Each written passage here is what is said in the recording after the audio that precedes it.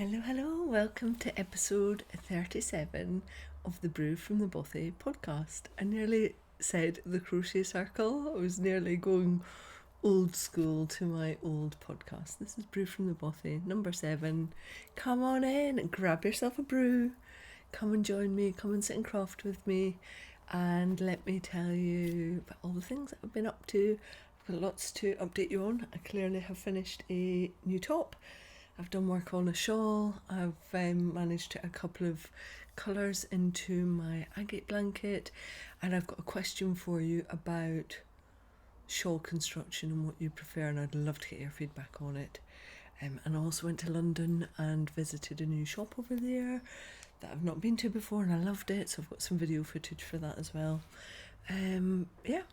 I also wanted to say thank you for all your birthday wishes. It was really lovely of you, thank you. We had a great time. What I would say is, you would think at the ripe old age of 49, I would learn how to properly apply sun cream. I was sat outside yesterday with my friend having a design day, and I thought I was in the shade, and clearly I was not. I was wearing this top, as you can tell, because look where all my tan lines are. So I've burned myself, which is ridiculous because I know better. I'm a little shade seeker. I am factor 50 girl. I wear sun hats. I do not go out in the sun. I protect my skin as much as possible. And yesterday I don't know what I was doing. So I know I look ridiculous. I look a little bit tiger striped, but it looks worse than it feels. But I'm just so annoyed with myself that I didn't protect my skin better. I think I took a kind of Matthews factor 30 rather than my Dulux wants factor 50. I think that's what happened. But so yeah, excuse my blotchiness. I'm not ill, I'm just stupid basically. Right, let's crack on and let's start with Off My Hook, which is also what I'm wearing. This is the Everyday Tank. Let me stand up and show you. I finished it at the weekend. I really like the amount of positive ease that I got into this. Usually I prefer a bit less. I prefer things a little bit tighter, because I think quite often when you're like slightly larger framed, got a bit more thickness on you, things that are slightly tighter can actually look better, otherwise it can look like a tent. I'm really enjoying the amount of positive ease on this. It's also long enough that I could, if I wanted to, tuck it in a bit and make more out of some of my accessories. I like how much space I've got underneath my oxters, and I really like the lemon peel stitch pattern that I've got. It's given a nice textured, almost woven effect, which I love.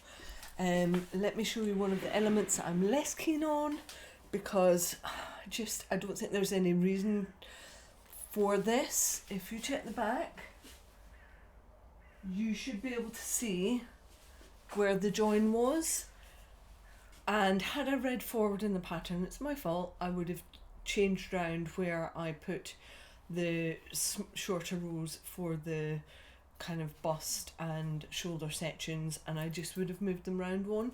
So I would have put that join down the side where it wouldn't have been seen, and I think that kind of finesse, that's the sort of thing that really elevates a handmade wardrobe and makes it just feel a little bit more special. Like, it annoys me that is at the back. I'm still going to wear it, and I'm, I really enjoyed the process, but it should be at the side. There's no reason for it to be at the back. So I would change that if I made the tank top again.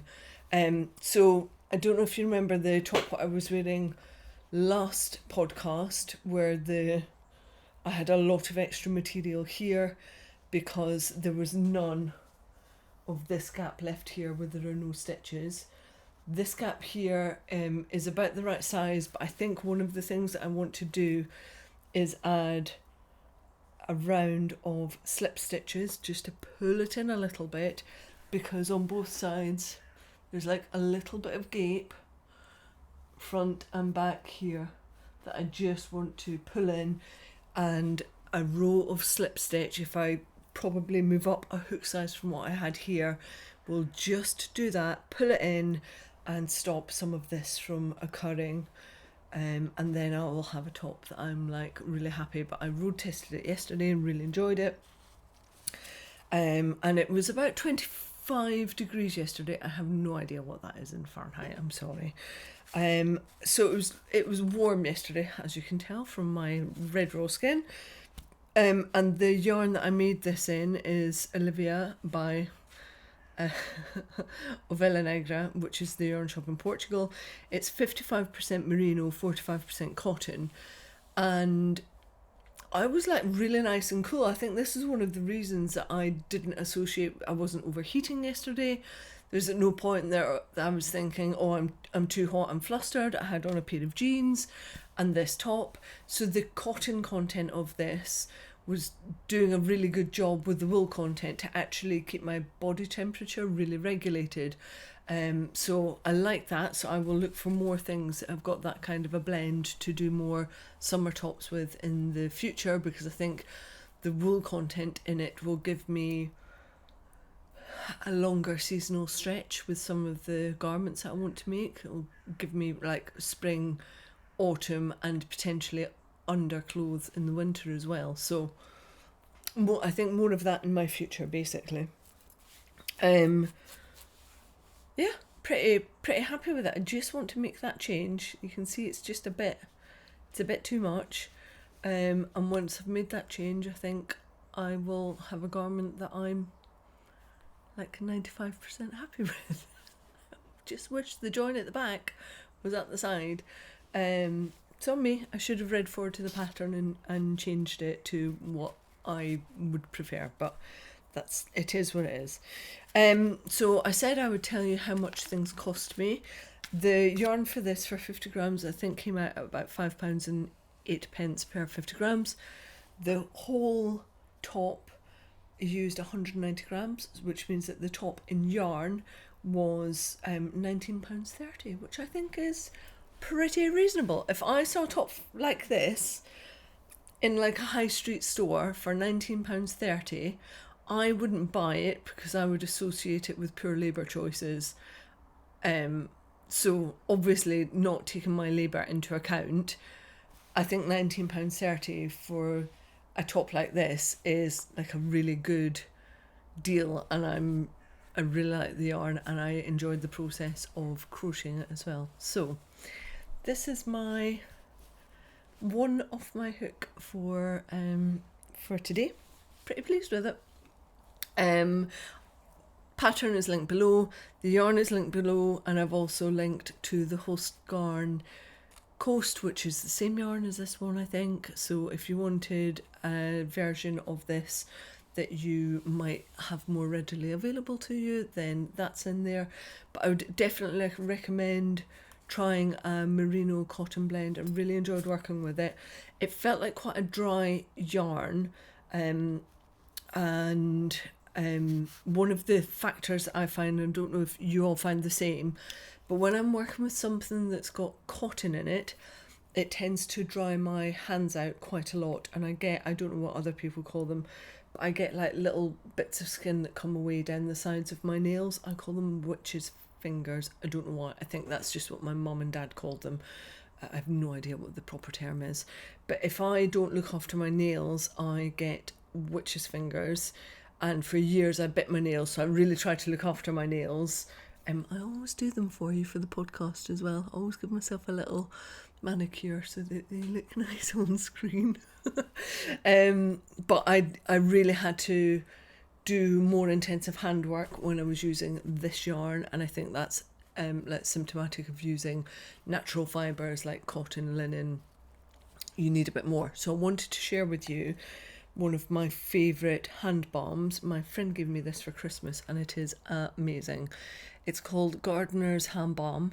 It's made in Scotland, and all it has in it is pure beeswax, cocoa butter, coconut oil and essential oils. It's very lavender based, so you'd have to like lavender, but I find that quite helpful because I would never want to put lavender at my mouth. So if I ever think to bite my nails, the smell of this, I like it, but I don't want to taste it. It comes in a little bar, and I literally just rub my fingers across it, almost like I'm scrubbing my nails, and then massage it in. It lasts a long time, smells lovely, and it really does a great job of like anointing into all of your cuticles and strengthening your fingertips as well, I think. So if you're on the lookout for a good quality, affordable, because it lasts so long, I think this is about £10, but it's a massive bar. Good quality, affordable hand balm to protect your fingers and your hands while you're crafting, then this one I definitely recommend. I'll pop a link below for you. That is everything for off my hook. What is on my hook and is going to be on my hook for some time is my Agate blanket, and I managed to put quite a few rows into this yesterday. It's taking a long time. Like each row is a lot of stitches, but I'm so pleased with how it's working up. I've got 2 colours in, and I'm not sure how... Oh, it is. You can read a little bit of a difference. Now, what's interesting is, until I took this outside, I 100% would have told you that this was grey that I had in there. It's actually not. It's more of an indigo blue, but it's really reading as like a dark charcoal grey and then more of a stormy grey. But there's quite a lot of blue in it, which I'm pleased about. So this is my Agate blanket. It is designed to use up 24 20-gram mini skeins, so like an advent's worth of 4-ply yarn. This is yarn from the green tea yarns in Australia, and I really love the stitch definition that I'm getting out of this. So you've got like a little feely area there, and then this silver moon band will be in between each of the different colours, and that's got its own little more subtle feely patch in the middle of it as well. What I really like also is if you didn't want all of that texture on the front of it, it's kind of reversible, and the back of it is just a little bit simpler. You still get those colour bands, but you don't get all the texture, so it doesn't really matter which side you want. Both are presentable, which doesn't always work on a blanket when you're working in rows. Sometimes one side looks really good and the other side just doesn't, and there's very definitely a right side, but this goes either way. So I was working this out to be able to get it all done and written and ready for I am recording. I just had a little moment there where I was like, have you pressed record? I've pressed record. It's one of those weeks. No idea what I was saying there now. Let me show you what the next colour is, and let me grab it. I just remembered what I was going to say. For me to get this ready for Christmas time and for Advent, I probably need to, every 2 weeks, get at least 2 colours into the blanket. That would work, wouldn't it? 24 over 24. Yeah, maybe slightly more than that. So maybe I need to get 2 colours in every week. God, that would be quite an undertaking. But this is my next colour. So you can see that it's ramping up from the grey blue into a grey purple, and then through to all of the purples, and then we'll be coming back out the other side to the teal. Now I purposefully started it at the grey blue end of it because these colours are like my favourite. So I know psychologically that if I'd have done them first, I probably would have lost interest in the blanket. But because I really want to get to these, I've kind of trapped myself into getting through all of these other colours to be able to get to the colours that I really want to work with.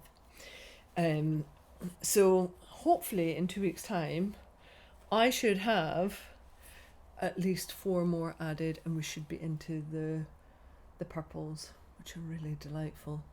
I'm enjoying working on it. It just takes a long time to get through a section. I thought I would have done that yesterday over the many hours that we were sat at Trentham. I thought I was going to get through all of that and swatch up for my John Arbon Annual 8 submission, and I didn't. I managed to get 7, almost 8 rows done, and that was it. So I need to work faster. But yeah, I will keep on going. I'm loving the contrast between the silver and these darker colours. I think it was the right decision to go with a lighter grey rather than a darker grey, which was one of my options. But now when I see this and I can see these other colours coming through, this is really going to make those other colours stand out and hold their place in the blanket. So I will keep on going with that. So let's move on to On My Needles. I had just started this last time round, and it was my Rockhopper shawl, this one. You can see it there, it's quite graphic, and I'm probably taming it down a little bit. With my version of it, I'm using loom wool, which is, I think it's just a merino. Let me just double check that for you. It is really difficult to read on a dark label. Corriedale, 100% Corriedale, non-superwash, and it's a standard 4-ply, 400 metres, 437 yards per 100 grams, and it has got a super high twist on it. This colourway, the green that I'm showing up, is going to be the border, and that's called Murmuration. But I have now got, I've just finished the first set of stripes. So 2 colours are in. This bottom one is reading as a very like rich chestnutty brown, which it kind of is, but actually it's a little bit more maroon than that when you see it out in like proper daylight. And then we've got this lovely earthy kind of peachy pink to it as well. So you can now see properly what's happening with that metered edge. I'm at the point where I'm about to add in the this brownie colour back in up here, and you basically, I've read ahead in the pattern so I can tell you how it works. I'm adding it in, I will use up all of these stitches, and then I will cast on another set of stitches to create this next metered edge.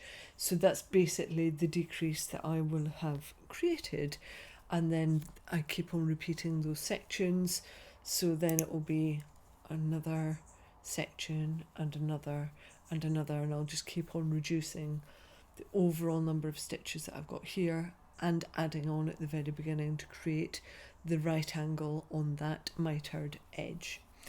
So I'm really enjoying this. It's garter stitch, apart from when you add in another colour, you do some knit 2 together and a yarn over to create these lovely little eyelets, and it's just a little bit of extra detail, but it breaks up the pattern and it looks really bonny. Like you'll see it better when I've finished the shawl, but it's just a really nice little extra detail that I'm appreciating.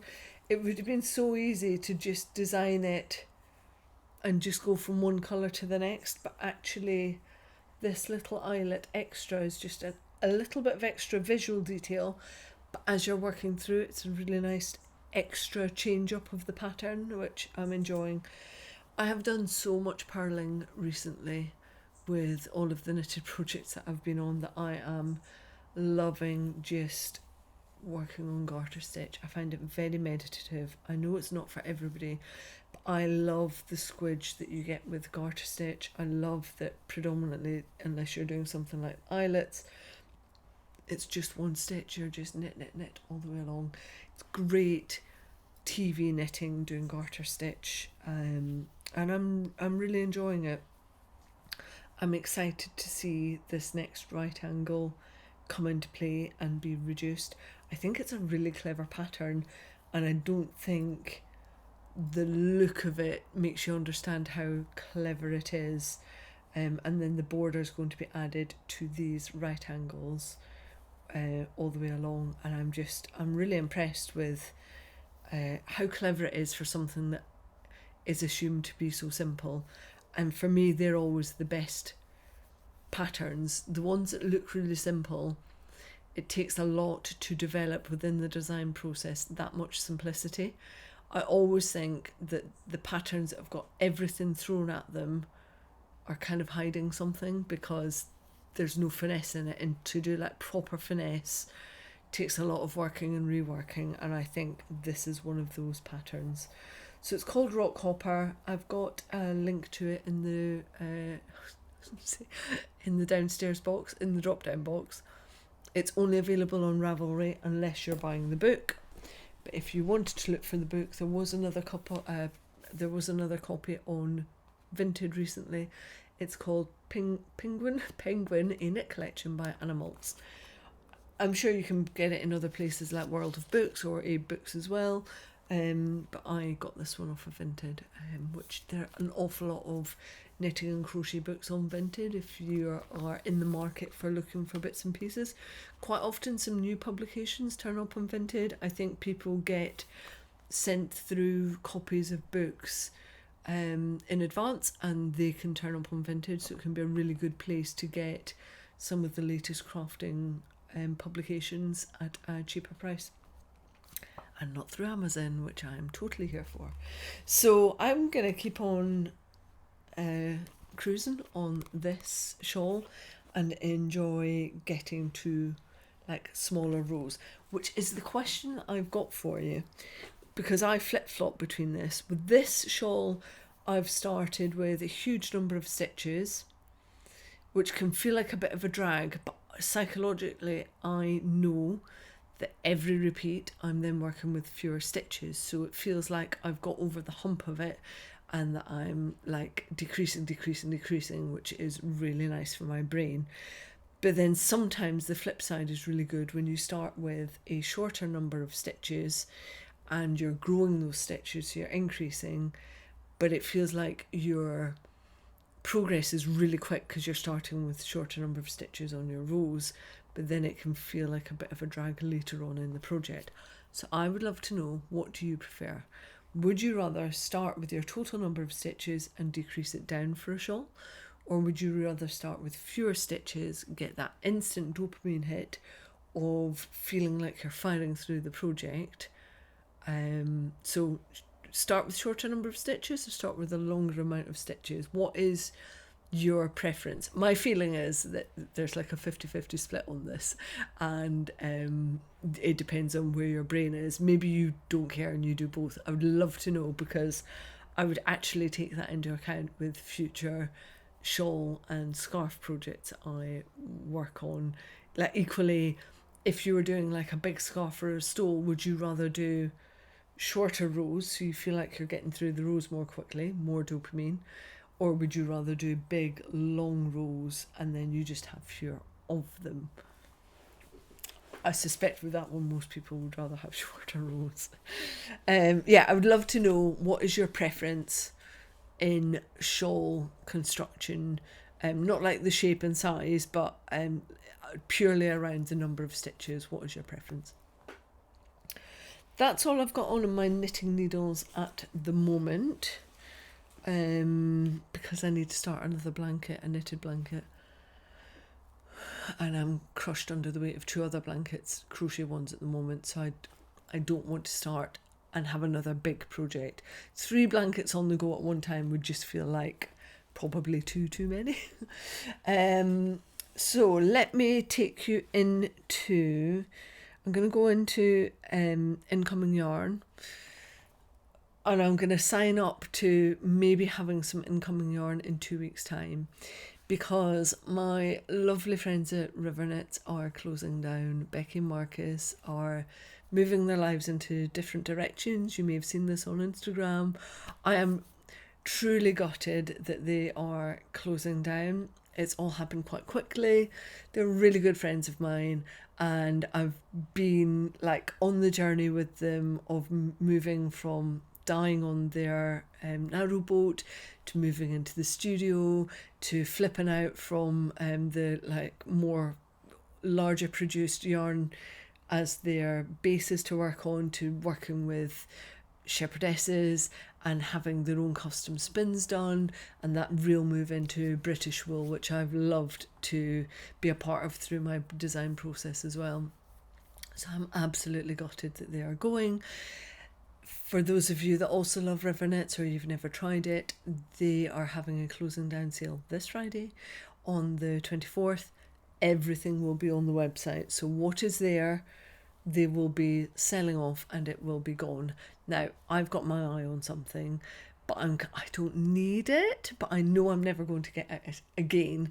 So if come Friday it's still available, then I'm going to buy it. So I'm signing up to like future me having a jumper quantity of something. I know the colourway I want, I know the yarn base that I want it in, and if it's there, then I'll feel like fate has told me it should be mine, and if it's not, then it's not, and I will live without it. But don't be surprised if in 2 weeks' time you see that I have a jumper quantity that came in from RiverKnits, because the specific yarn I'm talking about will never be made again. That is it. It is done. I don't think they'll ever come back to yarn dyeing, which I think is a real shame, because Becky in particular is meticulous. I'm not saying Marcus isn't, but she's been meticulous in her approach to dyeing yarn, and she doesn't just take colours off the shelf and go, that's emerald green, I'm doing emerald green.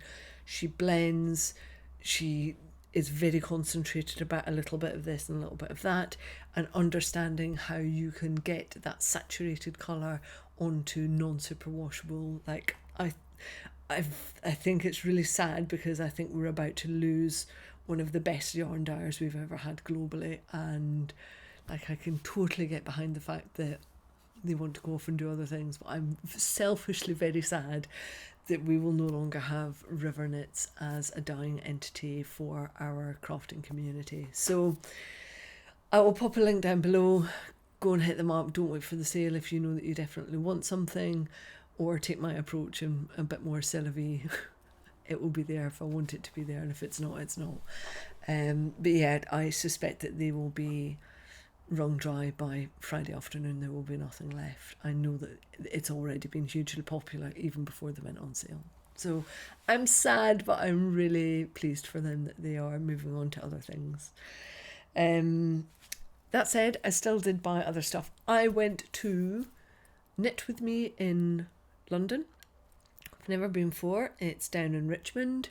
It's a really beautiful little shop. It was one of the hottest days of the year. I was melting. I was at a point where I almost had sweat dripping off my face, and they had a big fan in the shop, and I just stood in front of it for a few minutes when I got in there. Beautiful yarn shop, nicely curated. It's got a real mix of different fibres. They had a lot of summer yarn in there, which is one of the reasons I wanted to go and hit them up. So let me show you what is in my basket. I was particularly looking for summer yarn. Whilst I talk you through this, I'm also going to pop some video up of the shop so you can see what it looks like. Put some videos and some photos in there. So what I bought was some Lang Vea, which I've never come across before. I really like Lang yarns. I got it in 2 colours, and hopefully it should be enough for a knitted top, because I got 2 of this coral colour, 1 of the cream. And let me talk you through what the blend is. I'll put all the shade details inside the downstairs box. That sounds wrong. The drop box. It's a really interesting structure. It's 50 grams per ball, and it is 200 meters, so like a standard 4-ply, that would be 218 yards per 50 grams.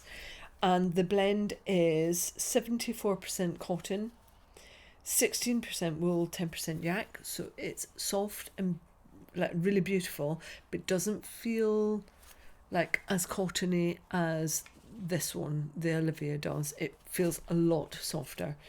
And the structure, let me pull up a strand so you can see it. Oh, come on. Can you see? You can probably see it better in here. It's like a chain structure. Originally, I just thought it looked like it was quite an open ply to it, and that it would be quite splitty. but actually it's a chain structure, and it makes the overall yarn really very airy and open in its structure. So I think knitted up, this will be absolutely beautiful and be a really nice summer top. I wanted to get more of it, but it was quite expensive for 50 grams. This was just over £10. So this was like a birthday treat yarn that I got myself. I was thinking about trying to get some for a crochet design as well, but I think that given the type of stitches that I would want to do in crochet, it will use up more yarn, and it probably just puts it at too high a price point. So I will look for an alternative for the Langvia and have a play around with that as well, potentially for a crochet top. But having done this top and done the other one in the merino wool, the Intarsia one that I did a couple of weeks ago, I'm kind of like into this idea of having handmade summer tops and doing a bit more down that line. So this was part of my investigation process for that. Really like it. It's beautifully soft. If you can get some of this in your hands, I would say do it. It's like quite a high price point for what it is, but it's beautiful and like birthday treat for me. The other yarn that I got from Knit With Me that I've been really keen to try out, and I didn't know it existed until I went to their website, is from the Queensland collection. The colourway that I have got is called Coral Reef, and it's 100% cotton. But I love that it's got this variegated speckled look to it, and I have got a bag design that I've wanted to do for a while, and I didn't want to just have a version of it in like a standard one colour cotton, so I got myself two hanks of this to make this bag. It's like a beach bag idea that I've got. I don't want to say more about it because I don't want somebody else to steal my idea. It's a different construction, it's a different bag, and I'm really excited about it. So this is, as I said, 100% cotton. It is 320 meters per 100 grams, so that's a sport weight. That's 350 yards per 100 grams, and I really like the colour of it. It's good fun, it's very summery, and I am excited to get my hook into this. I don't know when that's going to happen because I have got quite a lot going on, and I always have plans grander than I have time for. But they had all sorts of other colours. There was one which was kind of forest inspired, which was very creamy based, and it had little blips of rust and darker green in there, and I had to do everything in my power to not buy that colourway and to go with this one instead and be a bit more beachy. But I really wanted the forest one. But I like this. It's a bit more out of my comfort zone though. The other one, it just would have blended beautifully, and I'm trying hard to be a little bit more colourful in my approach. I've never seen this anywhere else. If you have come across it, let me know. If you've used it, let me know. It's got a really good high twist on it as well, so it should be perfect for crocheting, especially with all those little blips of colour. That brings a high interest for me and makes me want to work on a project, because I'm like, oh, we're on to pink bit, and oh, we're on to a bright blue bit. It really like makes my brain tick through a project. And then I went to Søstrene. I think I'm pronouncing this properly. Søstrene, I guess, is a little bit like an upmarket Flying Tiger. They've really taken root in the UK, and I'm finding more and more Søstrene stores available in the UK. There are some in London, they're in Belfast, I went and checked, and they are all over the UK. They seem to always have a crafting section. It's kind of like going into IKEA.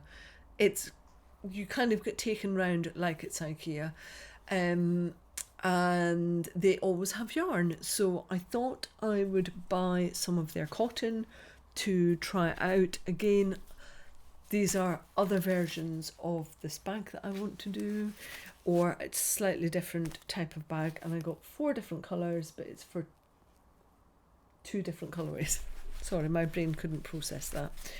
So a nice ecru colour with a classy brightish blue, kind of more like going into a French blue than a navy blue. And then a proper mid-dusky pink with more of a biscuity brown colour. Biscuity? Is that biscuity? Are you biscuity? Maybe like a latte. A latte with a rosy pink colour. So I've got more of this, but I'm just showing you these colours. It's quite a standard cotton and is coming in at 160 metres per 50 grams, so 320 metres per 100 grams. These were, I think, £2 8p per 50 grams, so the price point is decent. And I just went to my stash to see how they would compare to other yarns. It's got slightly more meterage than Drops Love You, and this feels slightly more mercerised. It doesn't say specifically that this is mercerised cotton, but it does have a bit of a sheen on it. So I actually think it's more like Drops Saffron Unicolor, and it's the exact same meterage as Saffron. I don't know what the price point is on Saffron, but it feels like the same yarn. Like there can only be so many people that are manufacturing cotton. So if you were looking at the Sostron Grain stuff and you've actually already got Drop Saffron in your stash, then it's more or less like for like, it's more or less the same yarn. But I wanted to try it because if you don't have a local yarn shop but you do have a Sostron Grain, then I will let you know how this cotton works up. They've got quite a limited colour palette. There were maybe 12 different colours, but they do those colours across all of the range. So they also have a floof, a mohair floof. They've got a merino yarn as well. They've got a bit of everything. So if you don't have a local yarn shop, but you do have Sostron Grain, check that out because you might get something nice. They also sell knitting needles, crochet hooks, stitch markers. Like I say, a little bit of everything. I've been in 3 Sostron Grain shops now over the course of the last probably 8 months, and they've always had a hobby crafting section there. I think that's it. I think I have chatted enough and shown you enough stuff and enough incoming yarn. Yeah, I think that's it. Lovely to have you spend a bit of time. Really nice that you want to join me for a brew and have a little crafting catch up. Let me know what you're working on. I would love to see it. Especially like, are you working on knitted or crocheted summer tops? I would love to know what your favourites are because I am deep in that hole now for making my own summer garments, especially if I can move them into winter. That would be really good. Let me know what you're on, what you're working on, because obviously I'm stupidly still on blankets now and doing all the blankets. Right, until 2 weeks time, thank you very much. I am weaving.